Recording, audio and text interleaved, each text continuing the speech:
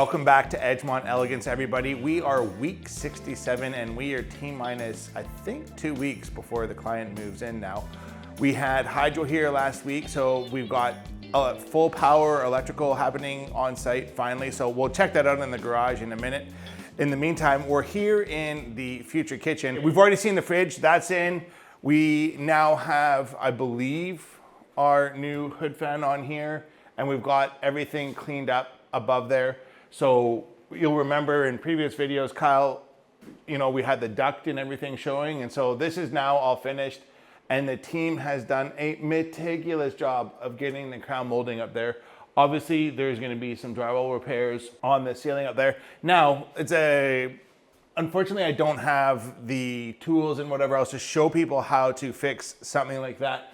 But if you're doing drywall repairs and you've got the paper showing like that, the first thing that a lot of people do is think that they can just put some mud on top of it and then smooth it out. That will not work, I promise you. What you're actually gonna need to do if you have the paper showing like that is prime it. Yes, you're gonna need to paint it and then apply your drywall mud to it. And the reason being is the moisture from the mud gets into the paper and it just never ever flattens out. If we prime it, then you're gonna find and achieve great results. If you don't pre-prime it and you just try to work with drywall that has exposed paper like that, you're screwed, trust me.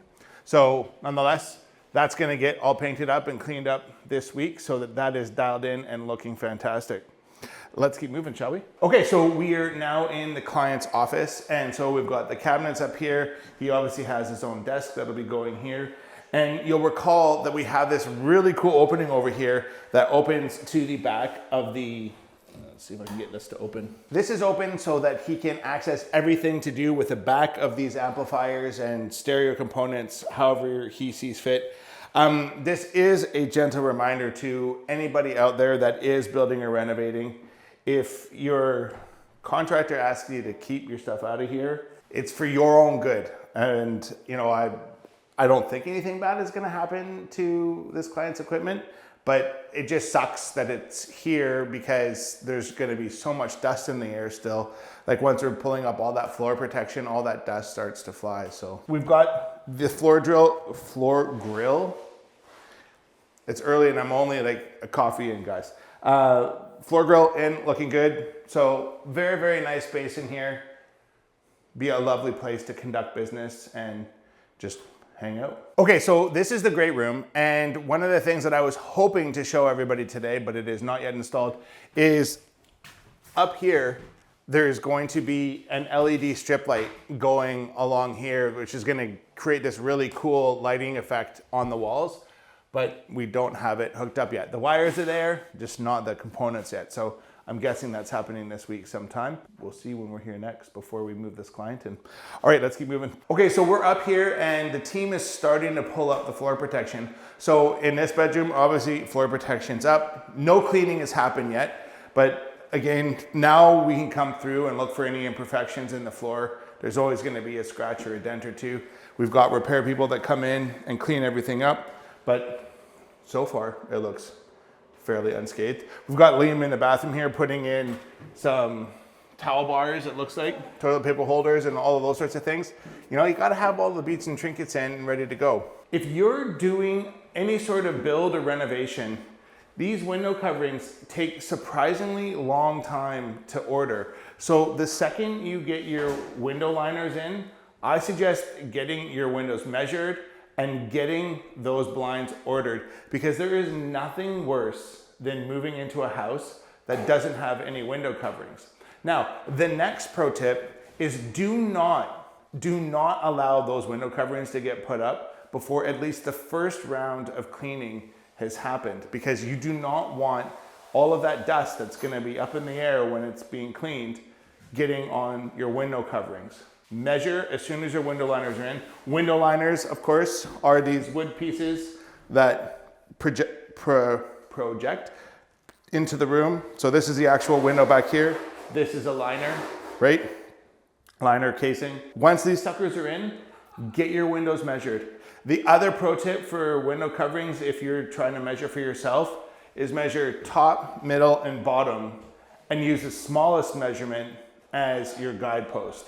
Same thing across for the height, but usually for most window coverings, the height is not as important because you can set how low it goes or whatever else. But if you're trying to get any sort of window covering that's gonna fit between your windows, you're gonna measure top, middle, bottom, pick the smallest measurement, and use that as your guide for how wide to order your window covering. And then follow the manufacturer's specifications for how much you're supposed to pull off of that. Typically, it's a quarter inch to a half an inch. Just depends on the window manufacturer, right? Because you want to make sure that window covering slides up and down and doesn't bind on the window liner while it's in operation. Okay, so one of the things that I just noticed in this bedroom, well, I didn't just notice it, but I noticed it now that this room is done as compared to the office and some of the rooms on the other side of the house, is we're here in the master suite. At the end of the day, this particular bedroom, that's south, that's west.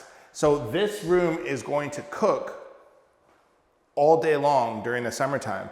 And so why I point this out is you'll notice in this room, we have four floor vents. Trying to get that out this morning is tough. So 1, 2, 3, 4. And when we were in the office and the family room, I think the family room only had 2 and the office only had 1. And again, the whole idea being is like you got to put the heating and cooling where you need the heating and cooling. Obviously, don't need a lot of heating actually at all in any of these new modern, highly insulated, super airtight homes. Heating is generally not the issue. Cooling is. We are here in the mechanical area for this residence. We've got all of our low voltage equipment in here, dialed in, ready to rock and roll. Look at the amazing, tidy work that our friends from Next Gen Technologies does for us. So we've got our hot water tank. We've got our earthquake straps on here, so that'll pass inspection. We've also got the air handler is all hooked up here, Kyle. We've got our refrigeration lines are all installed, good to go, ready to go. These little orange suckers here are actually flappers. It's not the right word, dampers, that's what it is.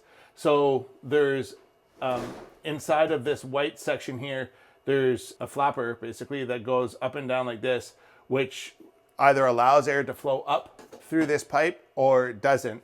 And that's because this home has multiple zones.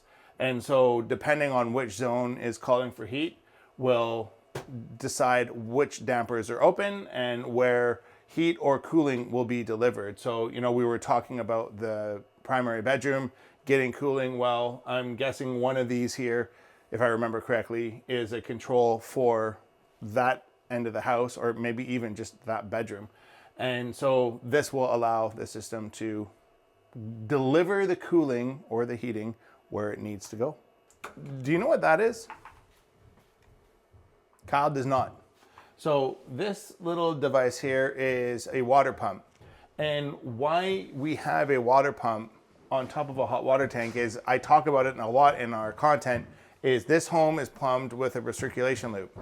And of course, recirculation loops are more important depending on where you live, specifically because if you are on metered water, you really want to have a recirculation pump because you do not want to be wasting water as it goes down the drain waiting for hot water to get to the faucet. If you have a recirculation loop in your home, this is going to be constantly circulating hot water throughout your home so that when you flip on a tap, you have hot water.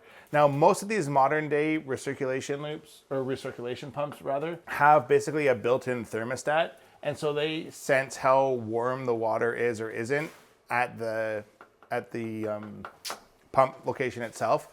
And once it gets to a certain temperature, it'll turn itself on. And then once it gets to the high temperature, it turns itself off. So it's not like the pump is going 24/7. They're smart pumps these days and they just operate when they need to. Traditionally, like old pumps, which I don't know, I'm kind of personally, I think I like better myself, is they had a timer built into them and you could set the time for when the recirculation was active and when it wasn't. Because for example, most people aren't doing anything between the hours of say like 11 or 12 and 6 or 7. There's no point in circulating hot water through the home and paying for the electricity for the pump to run and paying for the energy to heat the hot water. This is an electric fired hot water tank, as evidenced by this wire right here. Cool. Okay, so let's talk return air grills. If you are looking for an absolutely amazing clean finish in your home, these mudded in return air grills are the bee's knees. Like, how beautiful is this? And before the comment section blows up and starts chirping about how it's not removable, it's removable. So you can get in here and clean out the ducting. But nonetheless, this is gonna be, you can see the drywallers are mudding this in place. And so this guy goes in, this grill can actually pop out. Obviously there's some latent mud that I've got on the grill here. So this grill will come out, and this is just gonna be the finished look here. Obviously, once this gets all cleaned up. So we'll grab some video of that once it's done. But this is a really cool, clean way to upscale your home when you're building or renovating, is doing mudded in return air grills. If you've been following along on this project, you'll recall that when these closet organizers were originally delivered and installed, the drawer bank was in the middle of the closet, which if you had swing doors would be totally fine. But this home has bypass doors, and those will be getting installed this week. But nonetheless, we've got the new organizers in so that they will work when the doors are actually installed. Because of course, if you have bypass doors, half of the closet will always be inaccessible. No matter what's going on, half of the closet you won't be able to get at. That is the disadvantage, I guess, of bypass doors. Obviously, the advantage of bypass doors is you don't have any restriction for furniture or anything else in the room because they're not swinging out into the room. Now, if you come with me in here, look at this laundry closet, Kyle. I mean, this is just deluxe. So for this basement suite, we've got washer, dryer, we've got storage for soaps and towels and linens, whatever else. But if there's not enough storage here for linens over there, there is another, well, this is actually more of a coat closet, isn't it? So coat closet here, 2 coat closets? Huh, I would have bet that this was a linen closet. My bad. But nonetheless, lots of storage in this basement suite. Absolutely fantastic. Okay, so we are now in the garage, and you can see that we have had some deliveries. Nonetheless, we have our power all hooked up here. The electricians just moved the protection over here because obviously if you touch your finger to any of those metal things at the back there, you're gonna have a bad day. Really, really bad day. So if you see an open panel like this, stay away. Don't go near it. Don't touch it. Honestly, like as far as I am right now is about as close as you want to get unless you're an electrician and you actually know what you're doing, right? Very, very dangerous. Very, very scary. Do not mess with electricity. It will kill you. That's a wrap on today, everybody. Thanks so much for watching our content. Don't forget to like and subscribe. In the meantime, if you have a home you've been dreaming about building, we would love to be your partners in success. Reach out to us on the phone over here or on the web over here. We'd love to connect. In the meantime, stay awesome, and we'll catch you in the next one. Bye now.